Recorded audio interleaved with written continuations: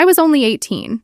Still a girl in so many ways, still scared of the dark, and suddenly I was a bride, but not by choice.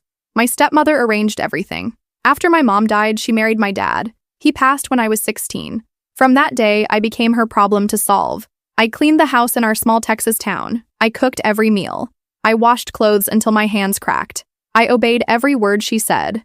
When I turned 18, she sat me down at the kitchen table. "You're getting married," she told me. "Be thankful. He's rich. You'll never go hungry again." I didn't know his name until 2 days before the wedding. I didn't see his face until the night before. The ceremony happened in a quiet courthouse in Austin. People clapped. I felt nothing but cold fear. On our wedding night, we drove to his condo in downtown Houston. The city lights blurred past the car window. I was still dizzy from the perfume and the noise of the day. He unlocked the door, stepped inside, and locked it behind us. He looked at me with eyes that held no warmth. "Take off your clothes," he said. His voice was flat. No anger, no kindness, just a demand. I froze on the edge of the big bed. My heart pounded so hard I thought it might break my ribs. I wrapped my arms around myself. Tears wanted to come, but they stayed stuck inside. He sighed long and heavy. Then he turned away. "I'll sleep on the sofa," he said. "But tomorrow you better start acting like a wife." He lay down far from me. The light clicked off. I stared at the ceiling all night. My hands clutched the fabric of my simple white dress. I felt cold, empty, like someone had stolen my childhood, my freedom, and my voice in one single day. His name was Cale. He was 29, a sharp, successful businessman who ran a growing logistics company. My stepmother had told him she had a quiet, obedient girl from a small town. Someone who wouldn't question him. Someone who would stay in her place. That's why she gave him me. He didn't touch me that night. He didn't touch me the next night either.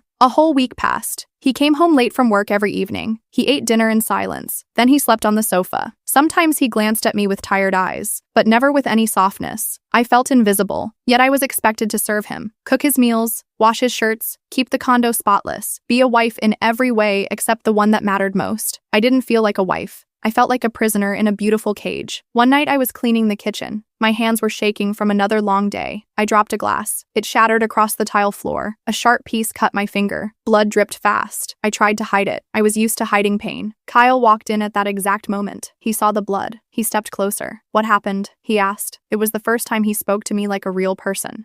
"I broke a glass," I whispered. "I'm sorry." He looked at my shaking hands, then at my face. He saw the tears I was fighting back. "You're hurt," he said softly.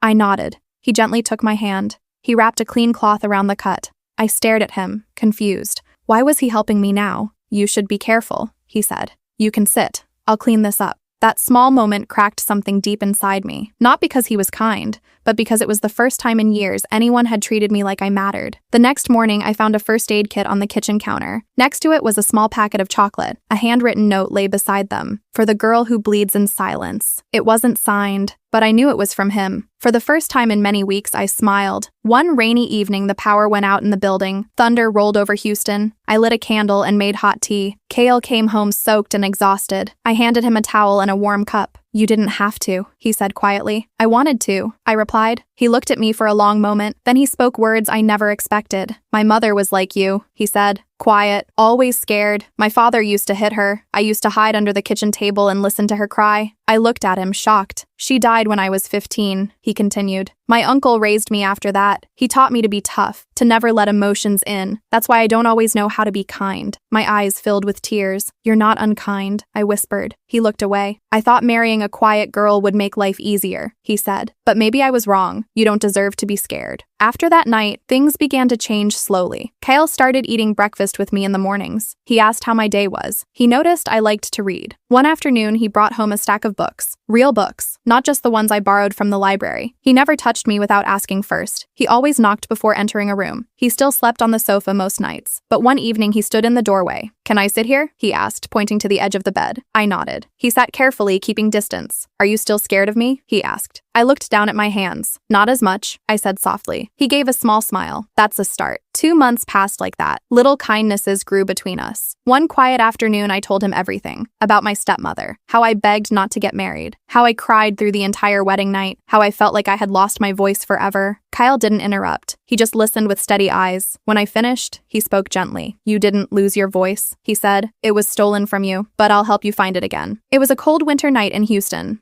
I started coughing hard. My fever climbed fast. Kyle stayed by my side the whole night. He brought cool cloths for my forehead. He made soup even though he burned it the first time. At one point I woke up crying. I didn't know why. Maybe the fever. Maybe all the years of silence finally breaking free. He gently pulled me close. It was the first time he hugged me. Not to demand anything, not to control me, just to hold me. 3 months into our marriage, he came into the living room one evening. He didn't say, "Take off your clothes." Instead, he asked, "Can I sit with you?" I nodded. He looked nervous. His hands trembled a little. "I love you," he whispered, "but I will never touch you unless you love me too." I stared at him. In that moment, all the fear and pain and silence began to fade. I saw a man who was broken, a man who was healing, a man who was trying to be gentle. I reached for his hand. "I'm ready," I said. Not because I was forced, but because I wanted to. That night, I gave myself to him. Not as a duty, but as a choice, as a beginning. Now I am 21. We live in a small house with a garden just outside Houston. I write stories now, books about girls who find their voices again. Kale still makes me tea every single night. Sometimes I still cry, but not from fear anymore. I cry from joy, from healing, from the deep, quiet love we built together. Kyle walks into the garden where I'm sitting with my notebook. The Texas sun is warm on my face. He hands me a cup of chamomile tea. "You okay?" he asks softly. I look up at him and smile. Better than okay. He sits beside me on the wooden bench. His shoulder touches mine. No demand, just presence. "I never thought I'd have this," I say. "A life where I can speak, where I can write, where someone listens." "You deserve it," he replies. Every single day. We sit in comfortable silence for a while. Birds call from the trees. The garden smells like fresh soil and blooming flowers. I think about the girl I was at 18, scared, silent, trapped, and I think about the woman I am becoming, stronger, heard, loved. Kale reaches over and takes my hand. His thumb brushes gently across my knuckles. "The first time I saw you cry over that cut finger," he says, "something woke up in me. I realized I didn't want to be the man who made you bleed in silence. I wanted to be the man who helped you heal." Tears fill my eyes again. Happy ones this time. "You did," I whisper. "You helped me find my voice. And you helped me trust again." He leans his forehead against mine. "I love you, Marin," he says. The name feels warm on his lips. It always does.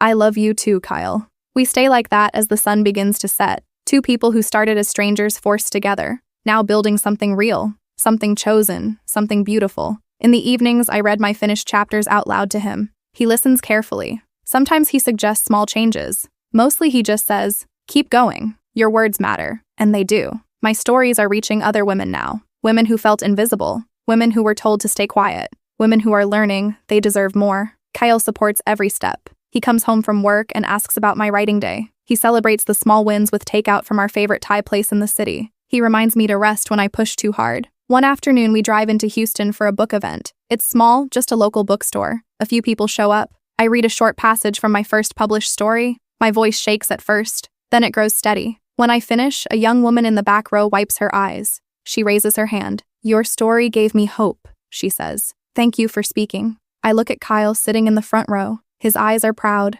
full of love. After the event, we walk along the Houston streets holding hands. The city lights sparkle around us. "I used to be so afraid of nights like this," I tell him, "being out in the world, speaking up. And now," he asks, "now I feel free." He stops walking and pulls me into a gentle hug. "You are free, Marin.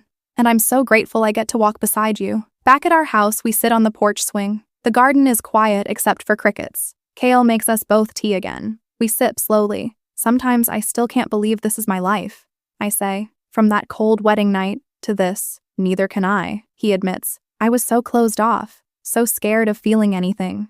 You changed that. You taught me it's okay to be soft." I lean my head on his shoulder. "We healed each other." "Yes," he says. "We did." Years from now, I know there will still be hard days, moments when old fears try to creep back in, but I also know we'll face them together, with honesty, with patience, with love that grew slowly, carefully, and truly. The girl who once clutched her wedding dress in fear now writes her own story. The man who once hid his heart now opens it every single day. And in our small house with the garden, two broken souls found their way to wholeness. If this story touched your heart, don't forget to like this video and share it with someone who needs to hear a message of healing and hope. Tell us in the comments what part moved you the most, or share your own story of finding love after pain. And subscribe to the channel for more emotional stories that remind us love can grow even from the hardest beginnings. Thank you for being here.